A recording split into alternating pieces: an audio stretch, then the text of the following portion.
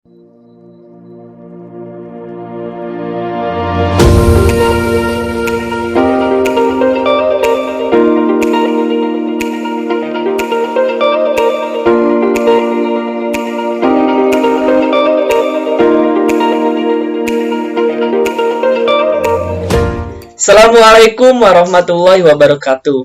Apa kabar semuanya? Bagaimana kabarnya kalian semua anak-anak kelas 8A dan 8B? Dalam pertemuan kali ini, Bapak akan membahas tentang pesawat sederhana. Sebelum pada materi, Bapak selalu mengingatkan kalian untuk jaga kesehatan tubuh kalian, atur pola makan kalian, dan tentunya supaya imun tubuh kita tetap dalam keadaan kuat. Alhamdulillah Bapak pun di rumah selalu dalam keadaan sehat walafiat. Ya, tentu memberikan edukasi pembelajaran IPA kepada kalian ya seperti inilah dengan menggunakan video melalui channel YouTube Pondok Pesantren Al-Ghazali. Ya.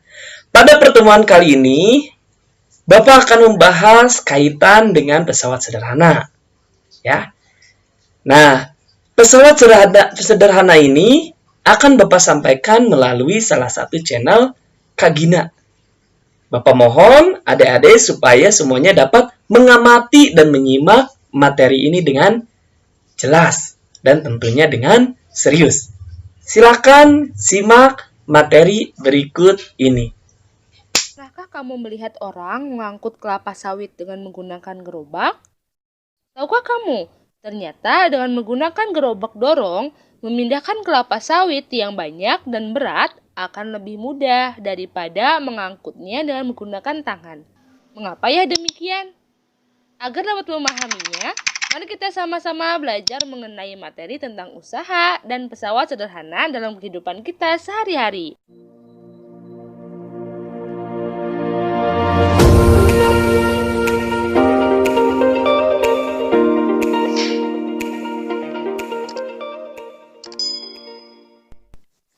Assalamualaikum warahmatullahi wabarakatuh. Apa kabar semuanya? Semoga selalu dalam lindungan Tuhan Yang Maha Esa. Berjumpa kembali bersama Kak Gina untuk sama-sama mempelajari tentang materi IPA. Hari ini kita akan membahas materi usaha dan juga pesawat sederhana ya. Tuhan telah menciptakan manusia sebagai makhluk Tuhan yang paling sempurna. Tuhan menganugerahkan manusia akal dan pikiran untuk merenungi kebesaran Tuhan dan bersyukur kepadanya.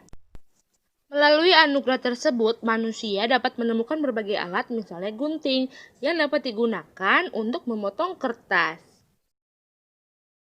Ada juga katrol yang digunakan oleh masyarakat untuk mengambil air di sumur. Juga skrup untuk menyatukan beberapa kayu sehingga kita dapat membuat meja. Nah, lalu bagaimana ya alat-alat tersebut dapat bekerja? Baiklah, kita akan membahas tentang usaha. Usaha adalah perpindahan energi yang terjadi karena adanya gaya dan menyebabkan perpindahan posisi benda. Nah, di sini sudah ada contohnya, ada laki-laki yang berusaha mendorong mobil yang terletak di atas jalan. Jadi, besarnya usaha yang dilakukan bergantung pada besarnya gaya yang diberikan untuk mendorong mobil dan besarnya perpindahan mobil tersebut.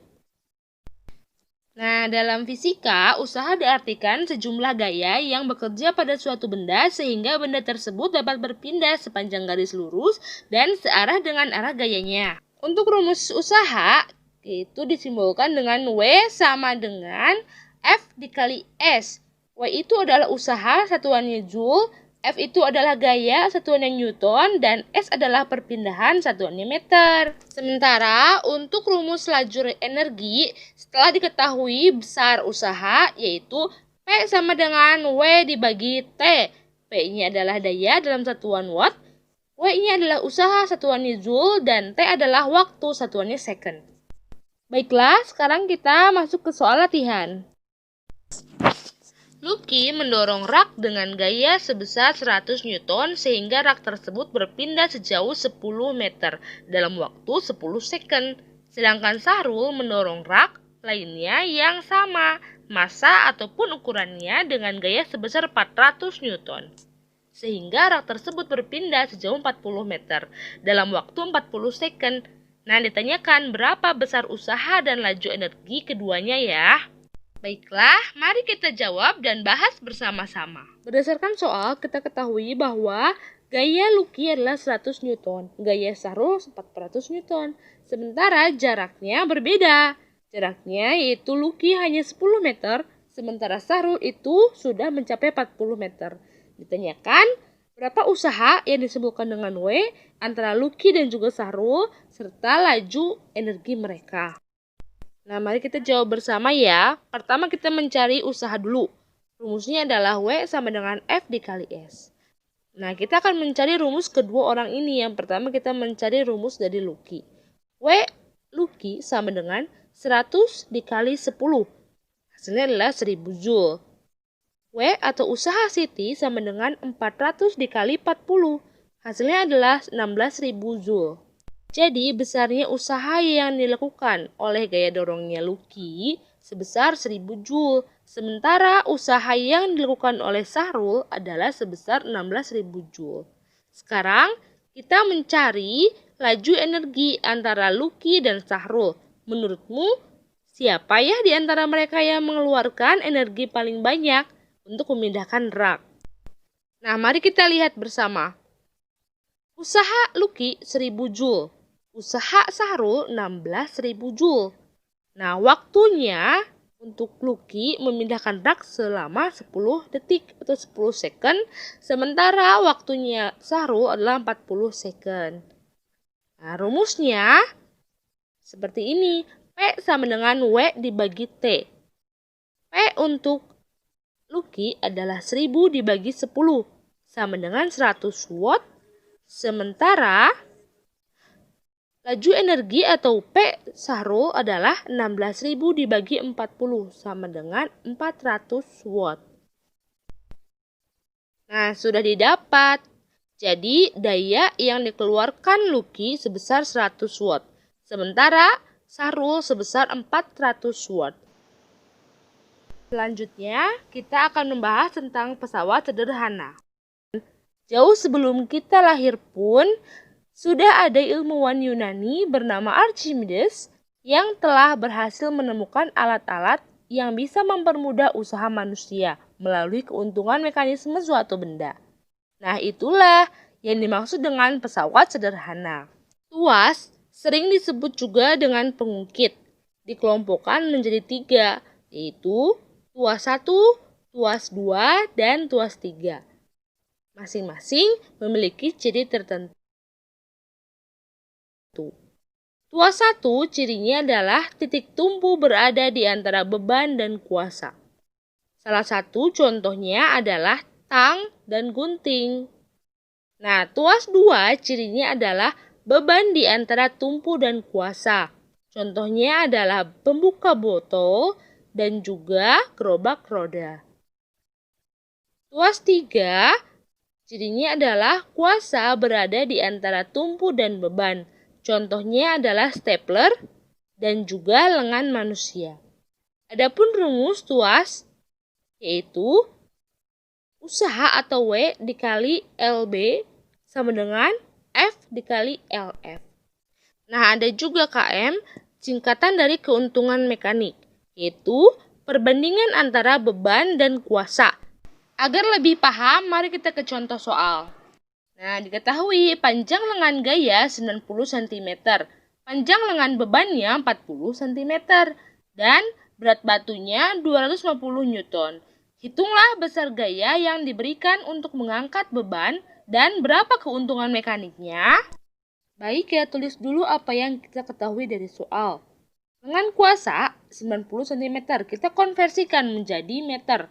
Diubah, hasilnya 0,9 meter. Lengan beban 0,4 meter, usahanya 250 Newton, yang ditanyakan gaya atau F dan juga km. Nah, mari kita membahasnya untuk mencari gaya, yaitu rumusnya W dikali LB sama dengan F dikali LK. Kita masukkan apa yang kita ketahui tadi.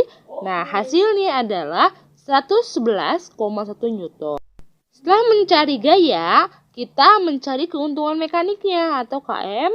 Rumusnya adalah LK dibagi dengan LB. Didapatkan hasilnya adalah 2,25. Pernahkah kamu melihat orang mengambil air dari sumur dengan menggunakan timba? Nah, timba ini memanfaatkan fungsi dari pesawat sederhana, yaitu katrol tetap yang berfungsi untuk mengubah arah gaya. Ada 3 jenis katrol, yaitu katrol tetap tunggal, katrol tunggal bebas, serta katrol majemuk. Katrol tetap adalah katrol yang dipasang tetap pada suatu titik, dipasang pada suatu tempat yang tetap. Artinya, katrolnya tidak bergerak. Contohnya adalah sumur timba atau tiang bendera. Katrol bebas, katrolnya ikut bergerak bersama beban. Jadi, katrol bebas atau katrol bergerak disebut juga katrol ganda. Contohnya yang paling gampang diingat adalah katrol pada Flying Fox. Ketika kita bermain Flying Fox, katrolnya akan ikut bergerak. Selain itu, alat pengangkut peti kemas di dermaga, alat pengangkut bahan bangunan pada pembangunan gedung bertingkat. Pada katrol ini berlaku skema kebalikan dari katrol tetap, yaitu F sama dengan 1/2W. W sama dengan 2 kali F. Akan bertemu keuntungan mekanik sebesar 2. Selanjutnya, sistem katrol sering juga disebut dengan katrol majemuk. Artinya gabungan dari beberapa katrol tetap dan juga katrol bebas. Jadi keuntungannya lebih berlipat ganda. Contohnya pada mobil derek. Nah, sekarang kita akan membahas mengenai bidang miring. Bidang miring adalah suatu lintasan yang memiliki kemiringan tertentu dan membentuk sudut terhadap permukaan mendatarnya, sehingga dapat memperkecil gaya kuasa. Contoh penerapan bidang miring dalam kehidupan diantaranya tangga, sekrup, pisau, dan jalur pegunungan. Pada bidang miring, kita bisa menghitung gaya yang kita keluarkan dengan rumus F sama dengan W dikali H dibagi S. F adalah gaya yang diberikan, satuannya Newton. W adalah berat beban, satuannya Newton.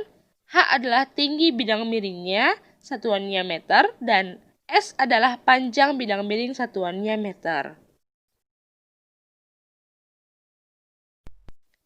Roda dan poros merupakan pesawat sederhana yang terdiri atas sebuah roda berputar yang dihubungkan dengan sebuah poros yang dapat berputar bersama-sama. Roda dan poros ini merupakan pesawat sederhana yang berfungsi memperbesar kecepatan dan juga gayanya. Sepeda merupakan contoh alat yang bekerja menggunakan prinsip ini.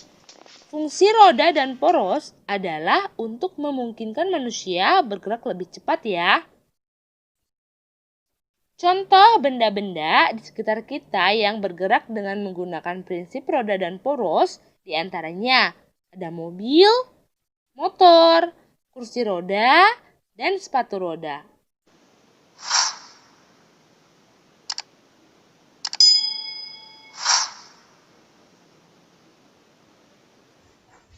Nah, bagaimana dengan tayangan video dari Kak Gina mengenai tentang pesawat sederhana? Apakah ada jelas? Atau ada yang belum jelas? Bapak harapkan kalian dapat paham dan jelas mengenai materi tentang pesawat sederhana. Kalaupun misalnya ada yang belum paham dan jelas, silakan adik-adik boleh tanyakan kepada ustadznya. Nah, kemudian nanti ustadznya akan konfirmasi kepada Bapak. Itu ya. Selanjutnya, kaitan dengan pesawat sederhana, tentunya ada beberapa bagian. Yang pertama ada tuas, ada bidang miring, ada katrol, dan ada roda berporos. Nah, itu yang menjadi kajian dalam pesawat sederhana. Oke, hanya itu yang dapat Bapak sampaikan pada pertemuan kita kali ini mengenai tentang pesawat sederhana. Kurang lebihnya Bapak mohon maaf. Ditutup saja. Wallahu muwaffiq ila aqwamit thoriq. Wassalamualaikum warahmatullahi wabarakatuh.